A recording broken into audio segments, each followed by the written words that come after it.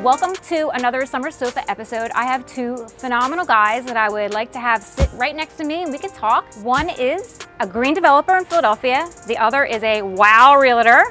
Let's welcome them both to sit with me on the couch. Well, welcome guys. Chris, you know Jim. Jim, you know Chris. Absolutely. Chris, good to see you, buddy. Good to see you too, sir. We're really good friends.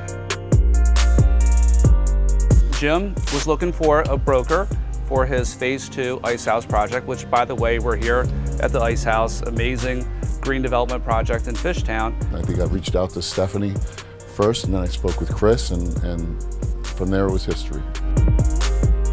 Well, the Ice House, it was the combination of about 14 properties. I had started accumulating properties along Thompson Street that were all vacant, and then there's this big auto garage behind it, and properties going out the back, and everything was odd shaped, and it was very difficult from a design perspective without tearing everything down. So we started to try to figure out how to make this work, and the only way to really do it was to make the rooftops, come alive. Then we started working on this green roof design and started to design the project to be covered in green roof, and then from there it led into becoming a sustainable project, and it was just one step after another, kept moving forward, and it turned into a LEED Platinum project. Well, the interesting thing there is in working with other developers, like, oh yeah, Jim's doing my green roof. I'm like, okay, well, that makes me feel that much better from a marketing standpoint. And it is like a very small world in the city, especially when you're dealing with some of the best developers that do great work. Do you agree that the rooftop is one of the most underutilized assets in the urban market?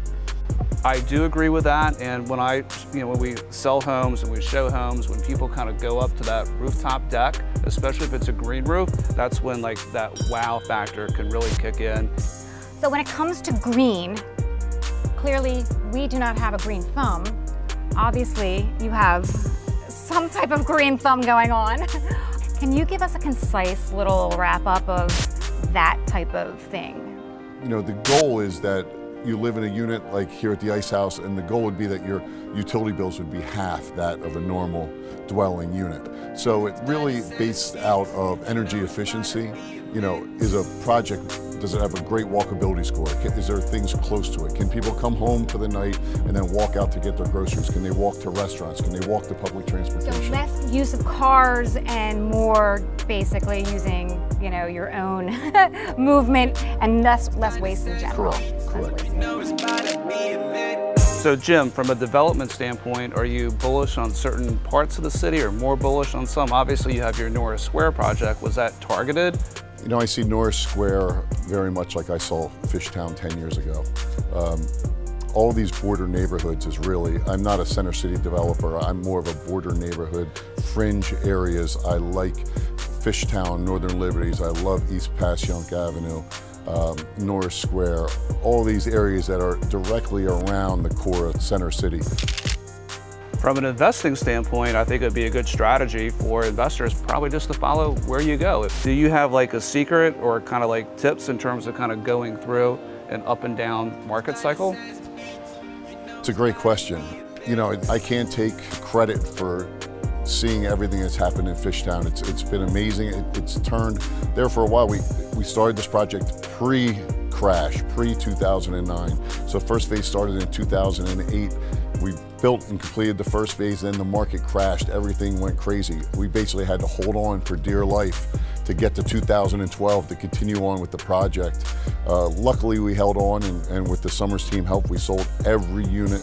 So, the market in Fishtown really took off. And I have to say, where I'm working now and looking at Norris Square, when we were working here in Fishtown at the beginning of the Ice House, I didn't see that area turning as quickly as it has.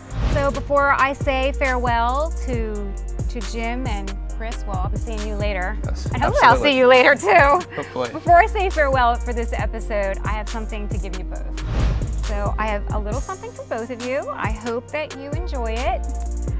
They are little ivy plants so that our success and our relationship will continue to grow like this ivy. And it is a grower, trust me.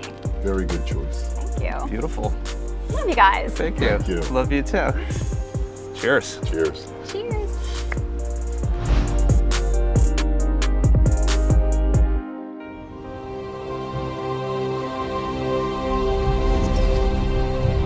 summers, real people, real dreams, real estate.